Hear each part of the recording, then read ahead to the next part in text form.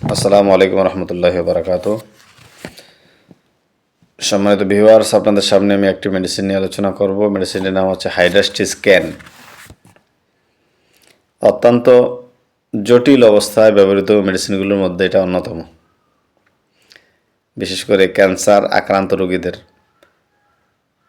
প্রাথমিক অবস্থা বা ফার্স্ট গ্রেড সেকেন্ড গ্রেডের মধ্যে কিন্তু এটা বেশি ব্যবহার হয়। তখন লক্ষণ থাকলে এটা আসলে থার্ড গ্রেডেও আমরা ব্যবহার করতে পারবো, যদি লক্ষণ থাকে। সাধারণত ক্যান্সার যখন নাকি থার্ড গ্রেডে চলে যায় তখন তার কোনো লক্ষণ থাকে না, অর্থাৎ এটা তখন তার এমন পর্যায়ে চলে যায় যে রুগী আর ব্যাক করবে না, এই জন্য আর কোনো লক্ষণ থাকে না। এটা প্রকৃতিগতভাবেই।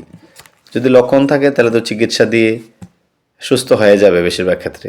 তো এটা আল্লাহর হুকুম যে একজন বান্দা বা বান্দি যখন দুনিয়া থেকে বিদায় নিবে, একটা না একটা ওসিলায় যাবে, তখন এমন পর্যায়ে চলে যায় যে তখন লক্ষণ থাকে না। ওষুধ কোনটা দিবে ডাক্তার আর সিলেকশন করতে পারে না, তার মানে সে আর ব্যাক করবে না, এরকমই বোঝা যায়। এর একটা টিউবারকুলার মায়াজমের মেডিসিন, অর্থাৎ ক্ষয়রোগ। তো ডাক্তার অ্যালেন বলছেন যেটার উপযোগিতা, এটা কোথায় ব্যবহার হবে?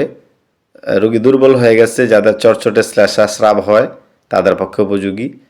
ধাতু বিকৃতি বা দেহের রক্ত ও তরলের অস্বাভাবিক পরিবর্তন হয়ে সাংঘাতিক প্রকারের রক্তদুষ্টি রোগ যথা ক্যান্সার, শোথ, বিকার ইত্যাদি হয়। সাথে পাকাশয় ও লিভার এবং সুস্পষ্ট বিশৃঙ্খলা বা অত্যধিক মদ খেয়ে যাদের স্বাস্থ্য ভেঙে গেছে তাদের ক্ষেত্রে এটা বেশি ব্যবহার হয়।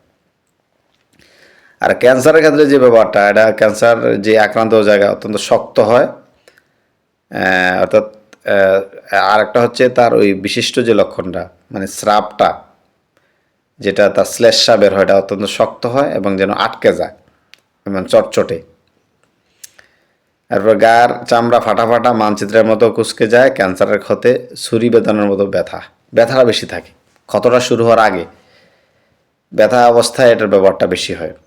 কেটে ফেলার মতো তীব্র ব্যথা, স্তনের বোটা ভিতরে ঢুকে যায়, এমন ক্ষেত্রে উপযোগী। আর যে শিশু দুধ খায় তাদের মুখে ঘা, জিভ বড়, জিভে দাঁতের ছাপ পড়ে, তাদের পক্ষে উপযোগী। আমরা জানি যে দুধ পান স্তন্য যে বাচ্চাগুলো পান করে এদের ক্ষেত্রে অনেকের মুখে ঘা হয়, তখন এটার হাইড্রাস্টিসের ব্যাপারটা একটু বেশি হয়।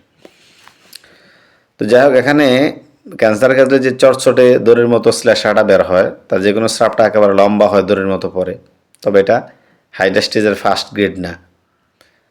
এই লক্ষণটা হচ্ছে আপনার কেলিব্যাক্রমের ফার্স্ট গ্রেড, এটা আমাদেরকে মাথায় রাখতে হবে। কেলিব্যাক্রমের ফার্স্ট গ্রেড হচ্ছে এরকম দড়ির মতো লম্বা, দুইটারই স্রাব হলদে বর্ণের, কিন্তু এটা ফার্স্ট গ্রেড হচ্ছে কেলিব্যাক্রম। আমি তুলনাতে গিয়ে এটা আলোচনা করব। সাদা স্রাব বা শ্বেতপদ্রের ক্ষেত্রে এটার ব্যবহার আছে। দড়ির মতো লম্বা, গাঢ় চটচটে হলদে রং, জরায়ু দড়ির মতো লম্বা হয়ে ঝুলতে থাকে, যৌনিতে তীব্র চুলকানি থাকে। নাক দিয়ে প্রচুর পরিমাণে ঘন হলদে দড়ির মতো শ্লেষ্মা বের হয়। নাকের গোড়া ও গলা থেকে খেকারে দিলে হলদে রঙের আঠালো শ্লেষ্মা ওঠে। তো ডাক্তার ন্যাশ বলছেন, পাকস্থলিতে বেদনা, অত্যন্ত দুর্বল, মূর্ছাকল্প এবং যাহা ছিল তাহা যেন নাই, এরূপ অনুভূতি। সময় সময় পাকস্থলী প্রদেশ বাস্তবিকে নিমগ্ন থাকে, পুরাতন কোষ্ঠবদ্ধ। ইহার বিশেষত্ব এই যে বিশেষ কোনো লক্ষণ থাকে না, অর্থাৎ পুরাতন কোষ্ঠবদ্ধের ব্যবহার হয়। বিশিষ্ট লক্ষণ হচ্ছে কোনো মেডিসিনের লক্ষণ থাকে না, শুধু কোষ্ঠবদ্ধতা এবং পায়খানার ব্যাগ আসে না, এই লক্ষণে হাইড্রাস্টিসের ব্যবহার আছে, তো পুরাতন ক্ষেত্রে। যাই হোক, এরপরে আপনার স্রাব চটচড়ির মতোটা বলছি। ডাক্তার নরেন্দ্রনাথ বন্দ্যোপাধ্যায় বলছেন যে পেটে ক্ষুধা মুখে অরুচি, এটা তার একটা বিশিষ্ট লক্ষণের মধ্যে পড়ে। রোগীর পেটে প্রচুর ক্ষুধা এবং পুরো ভিতরে মনে যেন কিছুই নেই, সব খালি হয়ে গেছে, শূন্যবোধ, কিন্তু তার মুখে রুচি নেই, খাইতে পারে না। ডাক্তার কাছে এসে বলে, ডাক্তার সাহেব প্রচুর ক্ষুধা, কিন্তু খাবো কীভাবে, রুচি নেই, রুচির ওষুধ দেন। তখন আমরা আন্দাজ করতে পারবো রোগীটা হাইড্রাস্টিস কিনে, অথবা তার পরীক্ষা নিরীক্ষা করে বায়োপসি, অ্যাপেন্ডিক্স পরীক্ষা করলে তার কোনো টিবি বা ক্যান্সার আছে কিনা এটা আমরা বুঝতে পারব। এরপরে গাঢ় চটচটে শ্লেষ্মা স্রাব, হরিদ্রাবর্ণ, নেবা, কোষ্ঠকাঠিন্য, পেটের মধ্যে শূন্যবোধ, এটা বিশিষ্ট লক্ষণ। খাওয়া দাওয়া সত্ত্বেও যদি খাওয়া দাওয়া করে তারপর শূন্যবোধটা যায় না, প্রচুর শূন্যতা শূন্যতা শূন্যতা। ডাক্তার নীলমণি ঘটক বলছেন যে টিউবারকুলার মায়াজম তথা বংশে টিবি আক্রান্ত ছিল এমন ক্ষেত্রে বেশি উপযোগী। বংশগত টিউবারকুলার মায়াজমের রোগীগুলো যারা, তাদের ক্ষেত্রে এটা বেশি প্রয়োজন হয়। প্রধান নির্দেশক লক্ষণ উনি বলছেন, শরীরের অভ্যন্তরে, উত্তর প্রদেশে ও অন্ত্রে একটি খালি খালি ভাব, অর্থাৎ শুধু খালি খালি ভাব, যেন সেখানে কিছুই নাই, তৎসঙ্গে অত্যন্ত দুর্বল মনে হবে, কিছুই নেই, সব খালি, আবার দুর্বল মনে হচ্ছে।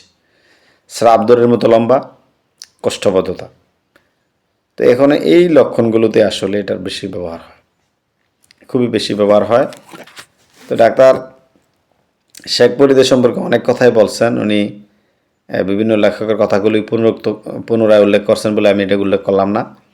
তবে এটা একটা কৌশল ভিত্তিক ব্যবহার হলো, জুতা পায়ে দিয়ে যদি পায়ে করা হয়, এই করাগুলো একটু বাড়লে অনেকে কেটে দেয়, কেটে দেওয়ার পরেও আবার হচ্ছে, বারবার হচ্ছে, এখানে হাইড্রাস্টিজের ব্যবহার আছে। হাইড্রাস্টিজ ব্যবহার করলে এটা চলে যাবে। আর তার মূল কথাগুলো যদি একেবারে সংক্ষেপে বলতে চাই, তাহলে অরুচি, পেটে ক্ষুধা, কোষ্ঠবদ্ধতা, এরপরে পায়খানার ব্যাগ হয় না। অরুচি, পেটে ক্ষুধা, ভিতরে শূন্যবোধ, কোষ্ঠবদ্ধতা, কিন্তু পায়খানার ব্যাগ হয় না। এই লক্ষণগুলোতে আসলে আমরা এই হাইড্রাস্টিজ স্ক্যানটা ব্যবহার করতে পারবো।